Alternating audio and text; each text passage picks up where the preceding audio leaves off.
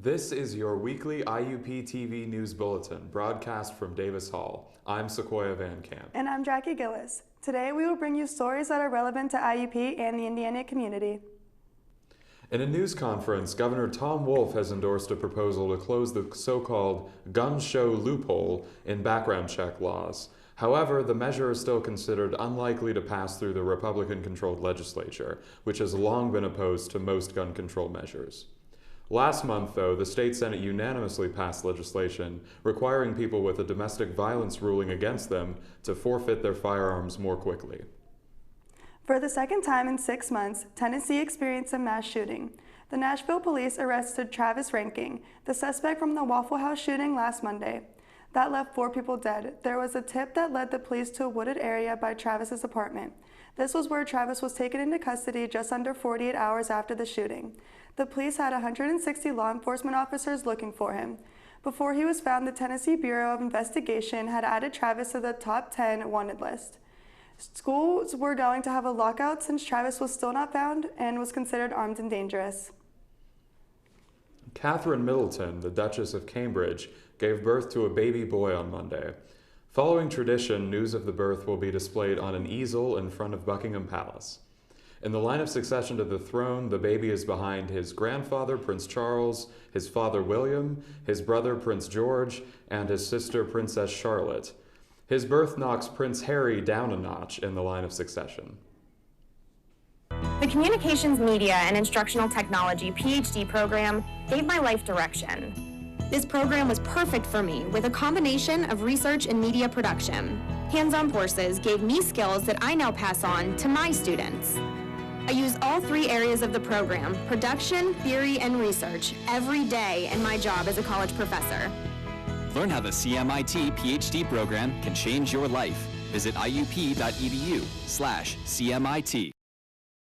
People celebrate Earth Day in different ways. The goal is the same, taking care of our Earth and other living beings such as pets in our environment. Our reporter Peyton Markajon visited a local organization, 4-Footed Friends. Here's the story. Here we have our breakfast kitties.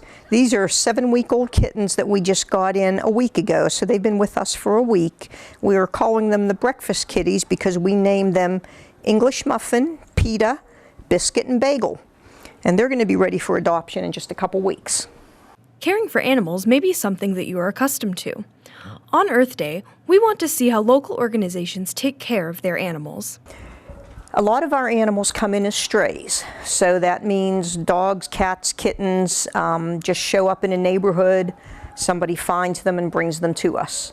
Many of our other intakes are owner surrenders, and that means that for whatever reason the owner can't keep the animal and wants to find it a good home, so they bring it to us and they know that we will keep it until we can find the proper home for it. Here in 4-Footed Friends, there are at least 15 animals that are waiting to be adopted. The nonprofit organization was founded in 1982. Their goals are placing the animals with families and individuals, as well as providing assistance, rehabilitation, and socialization. People move away and just leave their pets behind. So we have seen cats and dogs that were starving, that were injured and abandoned. Of course, animals that get hit by cars, that get attacked by another animal, and unfortunately a lot of abuse at the hands of humans. Some people are not very good pet advocates, and they do terrible things to some animals. On average, 30 animals are adopted each month from 4-Footed Friends by community members. This organization does not allow students to adopt due to previous unfortunate experiences with abandonment. Fortunately, there are students in the area that are able to properly care for their pets. Meet Ace. He was adopted from an organization like 4-Footed Friends. The owner, Kirsten, is an active student in the journalism department, and she decided she would benefit from having an animal companion. I decided to adopt a cat because rather than purchasing one from somebody, humane societies and the animal shelters, they make clear and evident, they make it cheaper for people to be able to spay and neuter their animals so that they don't reproduce and it doesn't lead to an overpopulation of cats, especially strays in this area. Kirsten admits that taking care of a cat is challenging because she's busy with classes at the same time. It is very difficult for me to be able to remember. I catch myself forgetting sometimes to feed him, so I have 2 bowls with food and water, 2 food bowls and 2 water dishes to be able to provide him so that he has food throughout the whole week in case I forget to fill it. For some students, cats, dogs, or other pets are necessary companions. They will find a way to take care of them no matter how busy they are. Owning a horse is super difficult, so that's why I have her at a boarding facility that takes care of her full time. I still have time to hang out with her for 3 times a week at least. I try to ride, but it's important to know, like, this is my sport, so I dedicate all my time to this, all my money to this. I treat it just like any other college athlete. This Earth Day, care not just for the Earth, but for every creature that lives on it too. All animals are equally as important across the board, whether they live with you or they're out in the wildlife. We should be treating all animals with respect and dignity. They're living creatures, they're beautiful, they're intelligent, so we should treat all animals equally. Reporting for IUP TV News, I'm Peyton Markajon. Still related to Earth Day, our reporter Kane Reinhardt asked our fellow IUP students about what they can contribute to saving the environment. The trees are finally visible now that spring is starting to say hello. On this Earth Day, I went around Indiana to find people biking, hiking, and even just walking, enjoying this Earth Day. Earth Day was originated in the early 1970s. The celebrations that can last up to 7 days are intended to be a reminder to save our environment. How can you save the environment this Earth Day? Well, there are multiple different ways. The easiest ways to help on Earth Day include planting a tree, conserving water, and conserving electricity. Unplug those phone chargers and turn off those lights when you're not using them. Not everyone knows these tips, however, so I took to my fellow community members to ask how they're going to be celebrating Earth Day. For Earth Day, I try my best to keep all my lights off, and I do my best to recycle every day to make sure the earth is clean. Try not to drive my diesel truck around. So for Earth Day, I like to recycle every day of the year. I think that's probably the best way for me to help the earth. The way I like to celebrate Earth Day is by walking instead of driving. That way I'm not polluting the ecosystem. Try taking shorter showers, and also by donating to the senior gift, which will be a tree. Looking out for our environment and being aware of it is a crucial part of making this world a great place to live. Happy Earth Day. I'm Kane Reinhardt with IUP TV News. With my IUP life.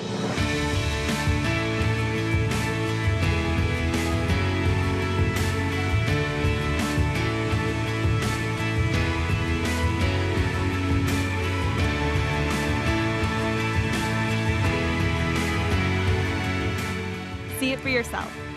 Visit us. Indiana University of Pennsylvania.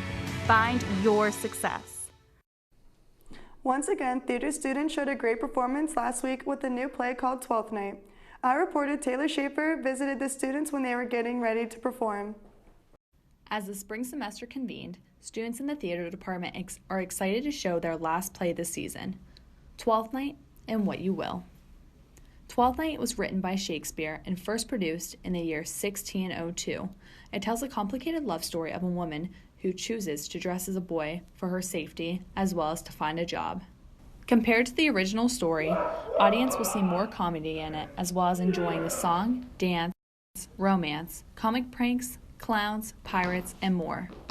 I had the opportunity of speaking to different cast and crew members about their thoughts on 12th Night.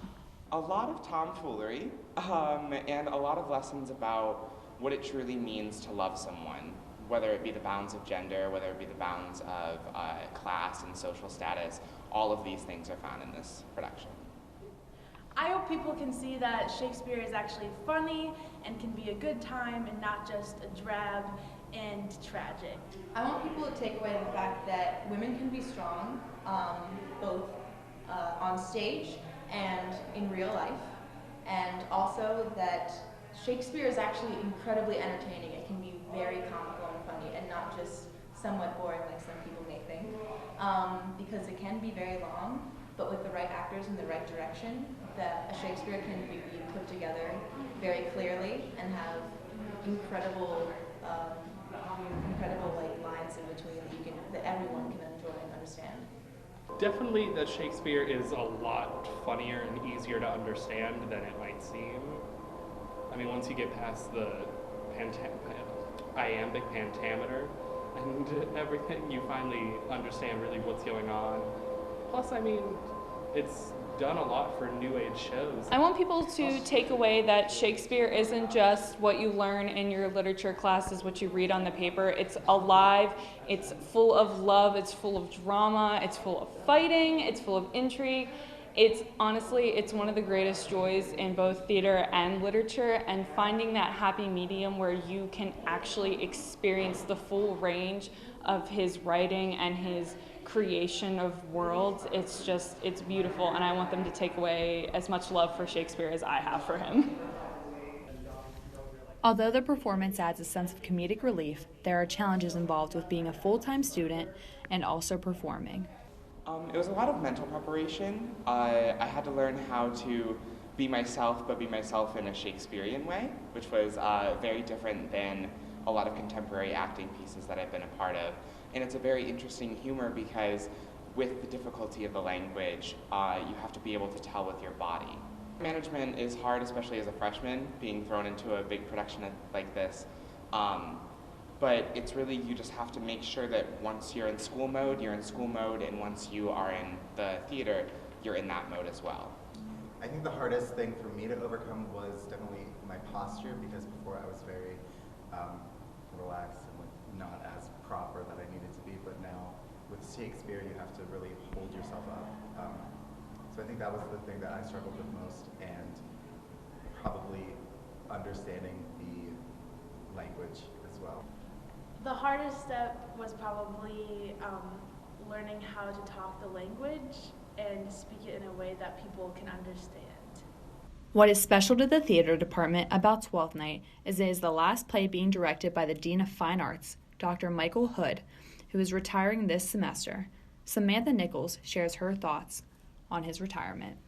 I am both so happy for him because he definitely deserves it, but also very sad because the other production that I mainly worked on here in this department was with him. I was Agnes Evans in She Kills Monsters. So getting to work with him in both an actor and a crew/directing position, I know that he has so much information and so much talent and so much love for the theater that I'm so sad to see him go, but at the same time, because of his so many years dedicated to the theater department, he definitely deserves the time. The play included many lessons, but one of them is that we should be who we are, rather than whom we may be expected to be. I'm Taylor Schaefer, reporting for IUP TV News. It's hard to explain. It just became home. There are hundreds of majors and programs, bachelor's degrees to PhDs, small classes and faculty that really get to know you. Amazing internships and everywhere, programs that help to find a job that is right for you. It's what IUP is about, a commitment to your success. See it for yourself. Visit us, Indiana University of Pennsylvania. Find your success. Last Saturday, Damaged Dolls Incorporated, an IUP-based modeling organization, held an event called Doomsday in Zink Hall. About 80 people came to the event. Our reporter, Taylor Jones, visited this event. At last, a modeling troupe is having their fashion show event, Doomsday, in Zink Hall. The organization called Damage has brought fashion to IUP for over a decade. It's actually Damaged Dolls, but since we have like other modeling troupes that we're associated with, we usually go by Damage Inc. modeling troupe for all those that are incorporated under us. After this whole school year, this organization finally decided to bring their first big event for everyone to see. My freshman year, we had a show called D-Day, and I wanted to dedicate this as part 2 of D-Day because it's Doomsday, we're coming. It's time to show campus what role models are, what leaders are, and prepare for redemption. Considering how big this event was, it took a lot of time to plan it all out. I would say the idea sparked last year, And in December, I started putting pieces together for the show. With help of my board, every now and then we'll come back, try to meet with it, see how far we want to go with it, how big we want to make it on campus. And we start hitting up people, asking them would they like to be a part of it. And from the rip, it was much love, much support, and we just took that as time to move forward with the fashion show. There are at least 12 girls that are participating. They came to pump, slay, and express themselves in the name of fashion. Well, first, I wasn't even trying to model. I was just looking trying to do writing organizations, things like that, because I have a blog. But I chose to do Damage because they were very welcoming. When it came to IUP Day, everybody was very welcoming, especially Corinne. She was like, hey, you do your own makeup, you should do Damage. So I came to practice, to tryouts. I made the team. I was like, oh my gosh, I made the team. All hyped because I'm a freshman. I don't know nobody. I'm trying to get friends. So I know I had self-esteem issues, but I feel like Damage helped bring my confidence out there, because it's you don't see a lot of girls who are tall embrace being tall at all, because it's oh, you're abnormally tall. Girls are usually 5'4" and under for real. So it just helped me bring a newfound perspective on my personality, and it helped me blossom into the person that I am today. Will we be seeing more of Damage? We'll see. After this semester, this modeling troupe wants to take a break for a while. You will indeed be seeing more of Damage, We're not too much out there. We're not loud about the things that we do because we focus more so on being leaders and being academic scholars. So when it comes to us and how we carry ourselves on campus, we carry ourselves in a certain manner. So you'll see a lot more events by us, but anything other than that, you'll see us as leaders. After the show, I got to talk to people that were in the crowd to see what were their favorite parts of the show. Walks really nice. The Me Dolls, little babies. The Me Dolls was really nice. They was out here doing their thing. Seeing the little babies do what we do. It was really cute. It was really cute. So I was like, okay. The walks is nice. Mm-hmm. The music. Yeah, it was a nice show. It was a good show. Mm-hmm. Worth the wait, worth the coming to, you know? Many organizations, just like Damage, have fashion shows. So if you're into this, make sure to be on the lookout on IUP's campus. I'm Taylor Jones, reporting for IUP TV News. A few weeks ago, we reported the Research Week where students presented their research projects. This semester, we would like to congratulate our former host, Taylor Jones, for winning the Outstanding Research Presentation Award from the College of Education and Communication. Coming up, Taylor Schaefer will bring you the sports and health stories. Stay tuned.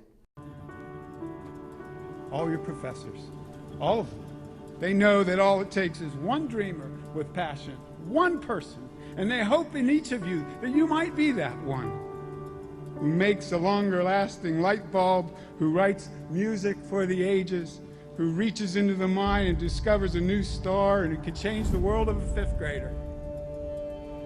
We're gathered here to hope in you.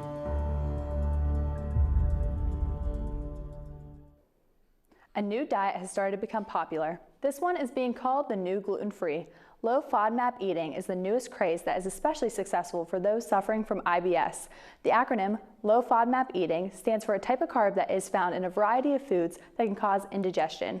Those who follow this diet usually skip the dairy products, sugar alcohols, and legumes in lieu of lactose and fructose-free eating. Although this diet may soothe your stomach, it can still contain lots of saturated fats and added sugar. Can I go to the sleepover? Lucy, I want you to promise me something. If there's any drinking, I want you to say, no thanks, not my thing. Mom. I promise you, your real friends won't care. Deal? I promise, Mom. They really do hear you. Did you pack your toothbrush? For tips on how to start the talk, visit underagedrinking.samhsa.gov. A public service message from the Substance Abuse and Mental Health Services Administration. Every person tries his or her best to maintain a healthy lifestyle. However, there are things that people do with a thought that is beneficial for them when it isn't. Intermittent fasting is the newest diet fad that allows you to cycle between periods of regular eating and fasting, during which you severely restrict your calorie intake or don't consume any food at all. Some people fast for hours, while some may go a full day or longer abstaining from food. will not only make you hangry, but can also lead to nausea and dehydration in the long run. Fasting can decrease your metabolism, causing potential weight gain when your goal might have been to lose it. You! Oh! Your fault. You! My fault? Your fault. Ugh. Your fault. You're right. What? It's my fault. What do you mean your fault? You're right, it's my fault. Maybe both of us? Maybe just you.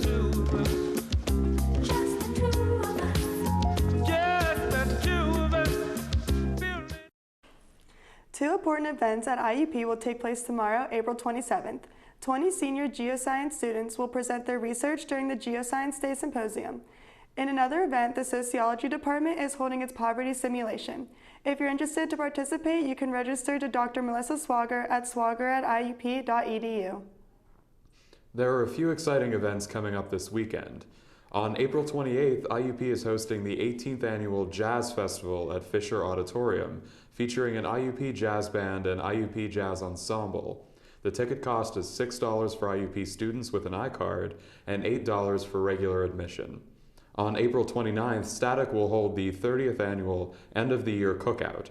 The event is free for the IUP campus community. It will start from 12 p.m. to 4 p.m. on the Hub Front patio. Next week, we will bring you stories related to Hunger Awareness Week, as well as events around IUP and Indiana, PA. Please stay tuned. We'll see you next week.